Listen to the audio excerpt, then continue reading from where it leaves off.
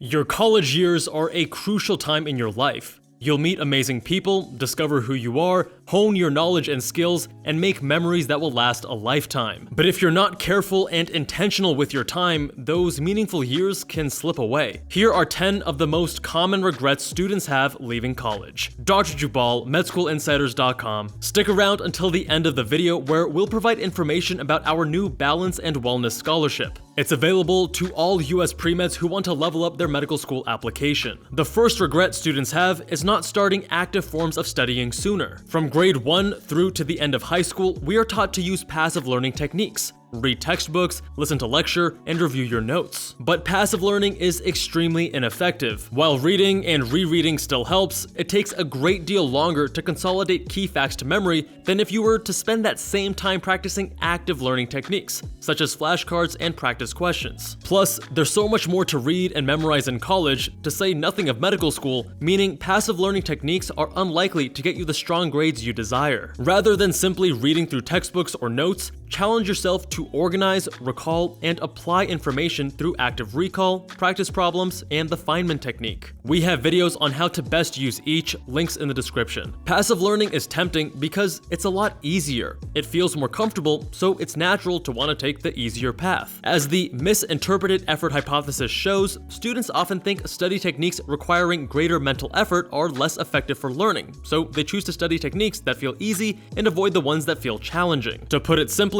when learning feels hard, students give up. Active learning feels more uncomfortable and challenging, and it should, because that effort is sparking the accelerated learning. The earlier you start, the better, as it will take time to adjust your study habits. The second regret is working in short bursts instead of compounding your time. The compounding effect shows that small inputs or effort repeated consistently yield massive results. It's most readily understood in finance, as small incremental investments with a modest return compounds to yield greater and greater results exponentially, but this applies to all areas of life. Whether it's studying, starting your own business, a passion project, or a hobby, build a habit around making small progress every day. After all, 20 minutes every day is 2 hours and 20 minutes a week, which is over 9 hours a month or over 100 hours a year. That little bit of time every day adds up, and building off your prior work lets the compounding effect work its magic. A 1% increase repeated 365 days makes you 3.65% better after a year. But if you let compounding work its magic, allowing your 1% improvement to compound,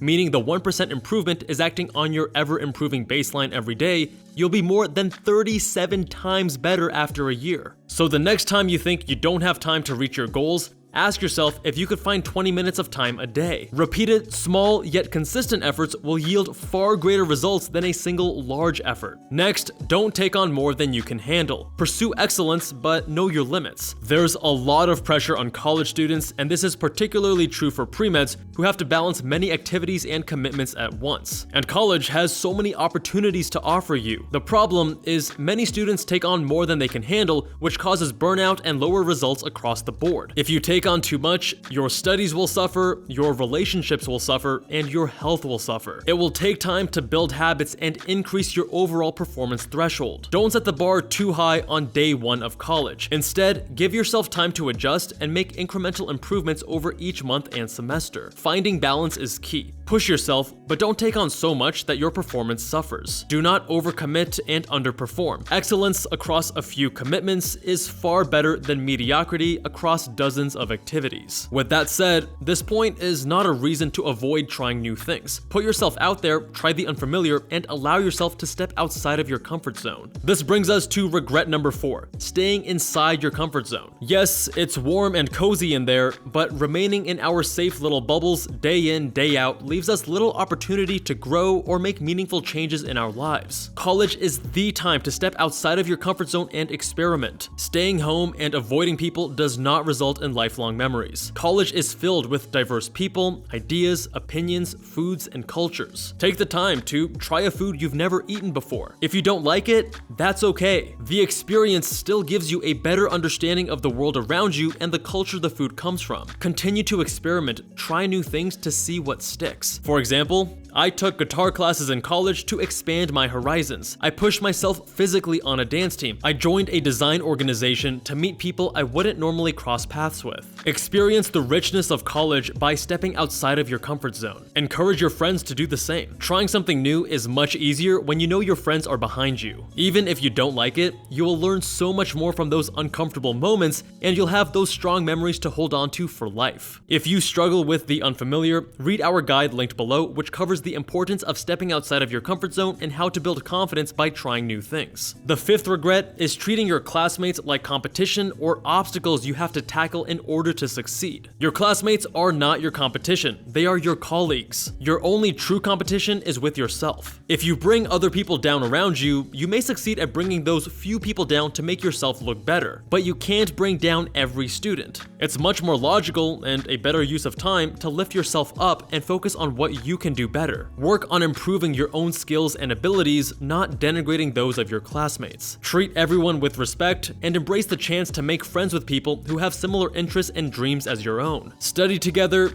take breaks together, and help each other build the skills you will need to succeed in college and beyond. Adopting a Machiavellian mindset is corrosive to your mental health and will ultimately hinder your performance. Seeing your classmates as competition is isolating and lonely. It keeps you from making friends, building strong relationships, and honing your people skills. The next regret is choosing to stay in instead of making memories. Now, of course, you can't say yes to everything, and there will be many days you will need to dedicate to studying, but when an opportunity comes up to go to an event or meet friends, seize it. You can still do well in school while saying yes to events and adventures. We all need breaks to perform optimally, and instead of turning to your phone, make your downtime count. Years down the road, you won't remember the day you stayed in again to watch Netflix, play video games, or mindlessly scroll social media. You'll remember the shared moments you had with friends and classmates. While it's certainly tempting to veg out on the couch and text a flimsy excuse to your friends saying maybe next time,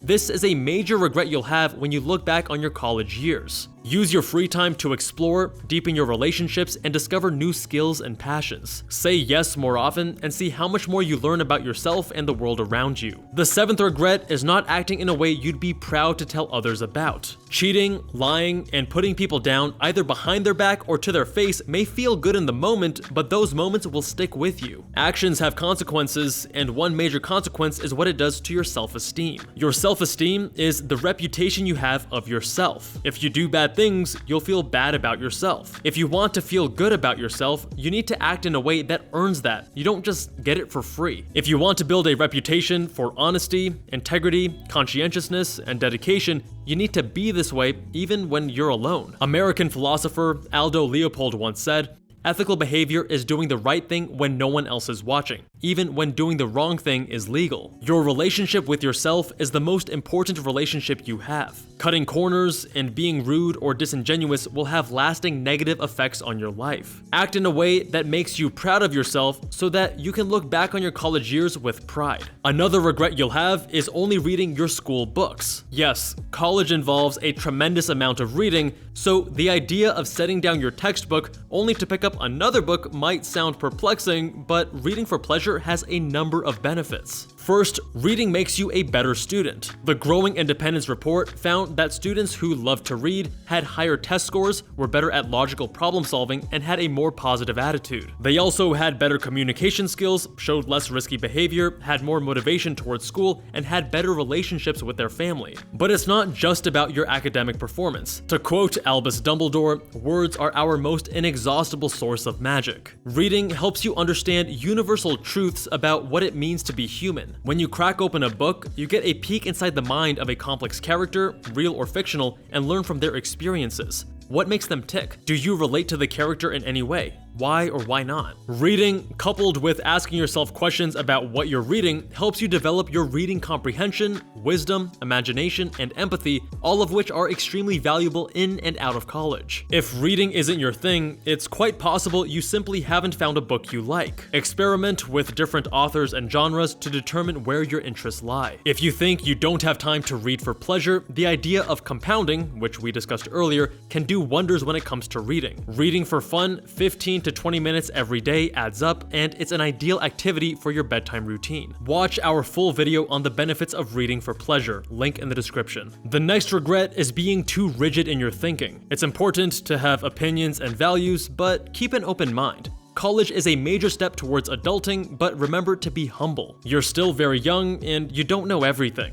Changing your mind isn't a sign of weakness, it shows wisdom and humility. If you haven't changed your mind about something in the past year, you probably aren't open to change. Students are forced to choose a path very early on in life. There's a good chance you will change your mind about your path as you grow and learn more about yourself and the world. Assigning one identity to yourself limits your knowledge and abilities. If you can't think outside the box, it's a sign you're not thinking for yourself. If you disagree with someone, even if it's a controversial or hotly debated subject you feel passionate about, seek to understand why they feel the way they do. Ask questions and be open to opinions other than your own. There's something to learn from everyone. Lastly, once college is over, you'll regret not understanding how much time you had and how valuable that time is. In your college days, you'll have more extra time than you'll likely ever have again. You may feel extremely busy, and compared to high school, you are, but you have so much more free time now than you will in your career, in medical school, or whatever path you decide to pursue. Time is something you can't get back. Understand the value of all the extra time you have in college and use it wisely. Be intentional with every moment, whether it's work or play. Prioritize your studies, but also prioritize your passion projects and relationship building. Spending quality time with friends, planning or attending events,